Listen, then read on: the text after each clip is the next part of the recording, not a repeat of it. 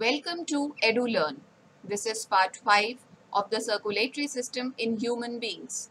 In this video, we will learn about blood groups. Topics which are covered in this video are blood groups, blood transfusion, and Rh factor. Let us start with blood groups. Karl Landsteiner discovered that human beings have glycoproteins on the surface of RBCs called antigens and gamma globulin proteins in the blood plasma called antibodies. Now, if you see this diagram, on the surface of the RBCs, glycoproteins are present. These are known as antigens. Now, on the basis of the antigens which are present on the surface of RBC, the blood group of a person is decided. Normally, two types of antigens, antigen A and antigen B, are found in human blood. If antigen A is present on the surface of RBC, the blood group is A.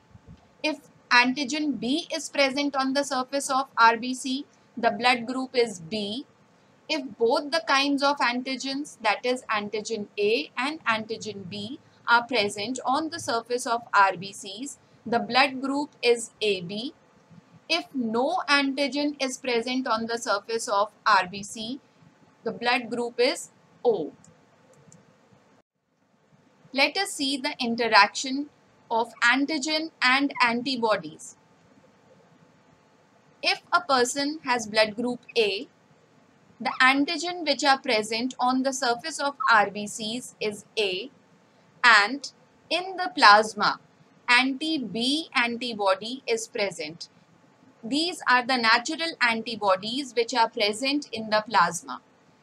Now, if the blood group is B, antigen B is present on the surface of RBC and anti-A antibody is present in the plasma. If the blood group is AB, both the types of antigens, antigen A and antigen B, are present on the surface of red blood cells and no antibodies are present in plasma. If the blood group is O, no antigens are present on the surface of RBCs and both the types of antibodies are present in the plasma, antibody A and anti-B antibody. Both the types of antibodies are present in the plasma. Now, how they react we will learn later in the video when we will talk about blood transfusion. Let us learn about blood transfusion now. Transfer of blood from one person to other is called blood transfusion. When a person is injured or during operation when there is considerable loss of blood, the person needs blood from outside. Now this transfer of blood from one person to other is called blood transfusion. Person who gives the blood is known as donor, whereas who receives blood is called recipient. So we have got donor and recipient. For blood transfusion, the blood of the donor and that of the recipient need to belong to same blood group or they need to be compatible. In incompatible blood transfusion, the antigens of donor's blood are attacked by the antibodies of recipient blood. If we look at the chart, the person with blood group A have got antigens A on the surface of RBCs and anti-B antibody in blood plasma, and this blood group can be given to person with the blood group A and AB.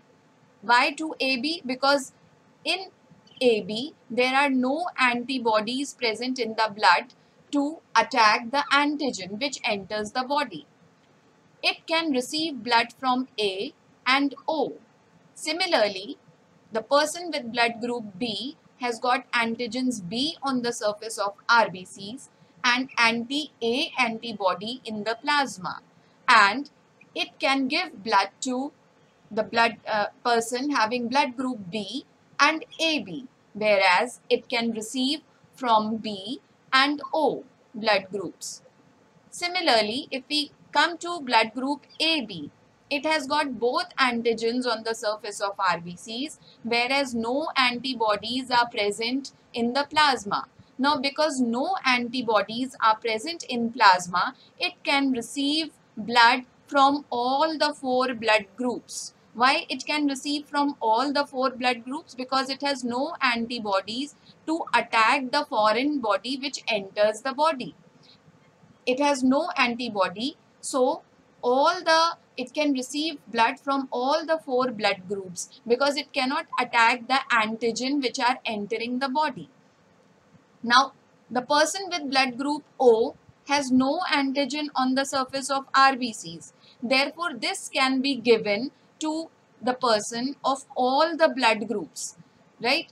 Now, why it can be given to the person of all the blood groups? Because it has no antigen which can attack with the recipient's antibodies. Now, both the types of antibodies are present in the plasma in a person with blood group O, and it can receive only from the blood group O. Now, you can see this diagram over here. Blood group O can be given to the person with blood group A, B, AB and O itself. So, O is called the universal donor because it can give to all the blood groups. Now, blood group A can be given to A itself and AB. Blood group B can be given to B itself and the blood group AB. Now, AB is the universal recipient. You can see over here that it is receiving the blood from all the blood groups, from OA, O and B as well. Let us see what RH factor is now. In addition to antigens A and antigen B, human RBCs also possess RH antigen on the surface. Now, in the diagram you can see, apart from antigen A and antigen B, one more antigen, RH antigen, may also be present on the surface of RBCs. Now, RH positive persons have RH antigen. If it is present, the person is RH positive. If RH antigen is absent, the person is RH negative. Now, RH negative persons do not have natural antibodies against RH antigen. Now, if the person who is RH positive is giving blood to a person who is RH negative, what will happen? Because no antibodies are present, when this blood group is given to RH negative person, antibodies will be produced in the blood. Now, second time, if the blood transfusion is done and again RH positive person is giving the blood to RH negative person, clumping of the blood cells will take place because antibodies are already being produced in it.